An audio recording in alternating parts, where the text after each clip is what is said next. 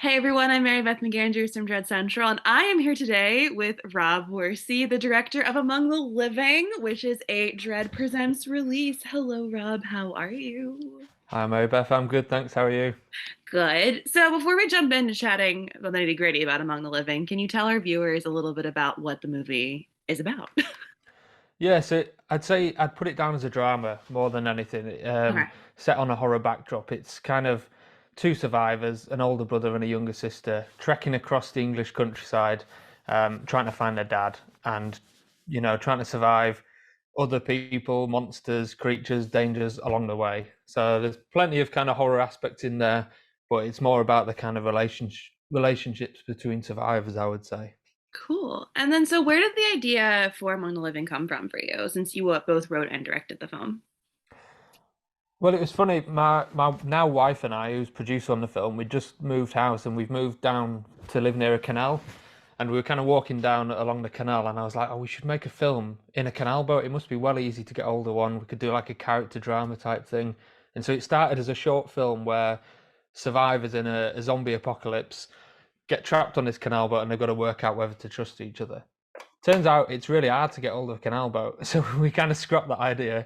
And along the way, it kind of emerged into a feature film, and then at one point, it was all set in a barn, like on just a little farm. And then it kind of escalated because we wanted to put more locations in, and we knew all these cool places we wanted to see, like a huge lake in the Lake District, a working water mill, and so it kind of escalated a little bit out of hand, but it's all the better for it, I think. Cool. So I would you call this a zombie movie? I mean, I would call it a zombie movie, but I don't want to. I'm curious what you think because what the idea there's the idea of the zombie movie, but I think you take it in a very different direction. So I'm curious if you consider this a zombie movie. I would say so. Yeah, Cool. definitely a zombie movie. I mean, we never say zombie in it. They're Yeah. infected. We've gone with that kind of idea that you don't say the Z word as they say in Shaun of the Dead.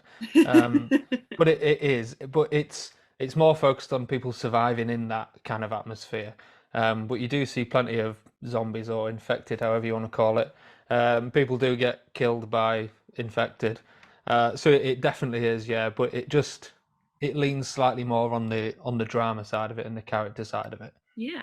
And so I'm curious, like, because, there are so many zombie movies out there and so many takes on it. So, how did you want to approach Among the Living to make it feel more unique and not just like another kind of infected pandemic zombie movie? The main thing was in the characters basically. So the two leads we've got Harry, who's played by Dean, and Lily, who's played by Melissa. And it's an older brother. He's kind of early 20s, and a younger sister. She's about 13, 14. And we really steered away from the typical kind of zombie survival characters. So Harry is kind of the polar opposite of an action hero. He's really struggling. He can't handle it. He's not good at killing zombies. He's not good at killing people, and he's just with his mental health. He's properly struggling. Whereas Lily, the young girl in it, handles it much better. I don't want to spoil it, but she does kind of handle situations better and does manage to maybe kill people. But yeah, and so it was kind of flipping it on its head and trying to present a little bit more of a realistic character in there with Harry, in someone who is struggling basically, and he doesn't jump into this action hero archetype, and he can't handle it, and so I just thought that would be more interesting to see. Hell yeah. And so, how did you go about casting? Because you have a small cast, but you have a very good cast, especially with Dean as Harry and Melissa as Lily and kind of their dynamic. So, what was it like working with the two of them? It was good. So Dean I've worked with before on a few Okay. short films, and we're just on the same page. He's a great actor, but he's such a pleasure to be on set with as well. And the way we work is brilliant. You see directors who work with the same actors over and over, and I think there's a good reason for that. George, who plays Carl, who's kind of the antagonist of it, he's in This Is England with Shane Meadows, and that's kind of one of the top films for me. I absolutely love it, and so I kind of wrote it with him in mind. Oh, cool. Got in touch with just why not try, and he was up for it. He signed on, which I was buzzing about. That's so Um, cool when that happens when you write a role for someone and like, yeah, I'll be in your yeah, movie. And you're like, wait, cool. it was crazy. It's crazy. And then Melissa and Leon, so they play Tom and Lily. They're my little brother and sister, and so Oh, they they've been in a are. yeah, yeah, Oh, yeah. cool. So, which made it easier in a lot of ways and maybe harder in some. But I think definitely benefited, and definitely overall it was lot easier. But they've not done much acting before. We did a couple of short films with them, kind of. Well, they were in extras in a couple of short films with us, and then we did one which was basically an audition for them to see how they were on screen. Which is actually it's called Beasting. We've never shown it anywhere at all. We didn't put it in any festivals. It was just me and Kate, the producer, went over and shot it at Christmas when we were back seeing family, and just shot it for 2 days and made it to see how they did. But we put it on the Blu-ray that Dread have made, so it's an interesting little. Cool. If people know the context that it's kind of an audition piece a few months before filming, it's kind of a cool little nugget there. But yeah, I mean, they're all great to work with, to be fair. Yeah, what was it like working with your siblings? I mean, Melissa's incredible. Yeah, they both are. I mean, like I say, in some ways it's easier because you can just say to them, please pack it in. Like, if we do like two more takes, we can go home. Leon, he had a little Xbox room in the cabin that we shot in. I could be Oh, like, Leon, you got two more takes and you can go play games. All right, that's it.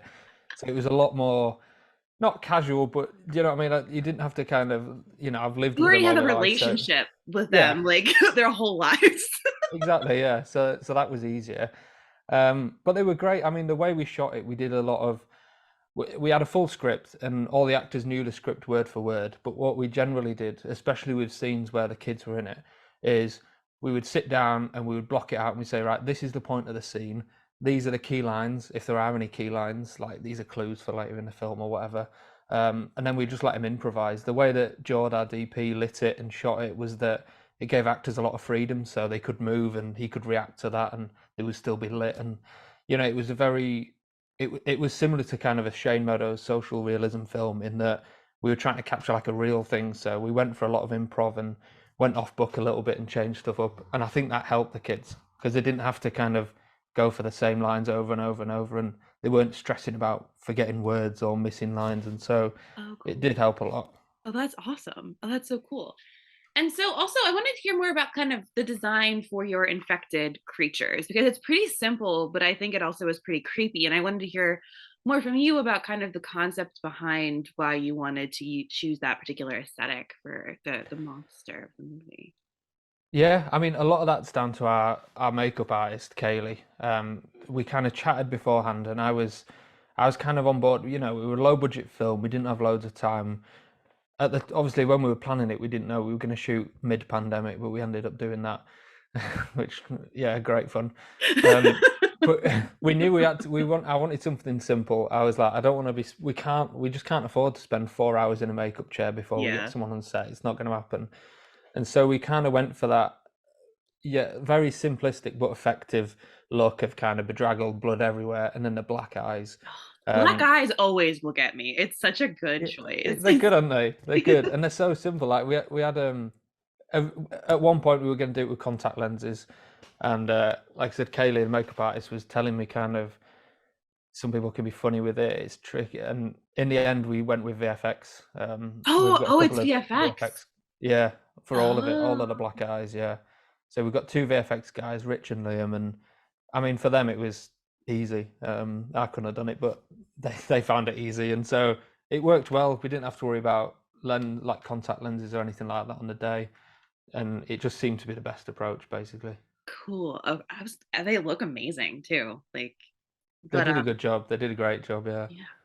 And then you were talking a little bit about the locations, but I wanted to hear more about that because it is very kind of like this beautiful rural British countryside, but then hell breaks loose in small spurts, but still. And I love like the again like the locations that you use. So I wanted to hear more about that and kind of how you picked all those incredible locations.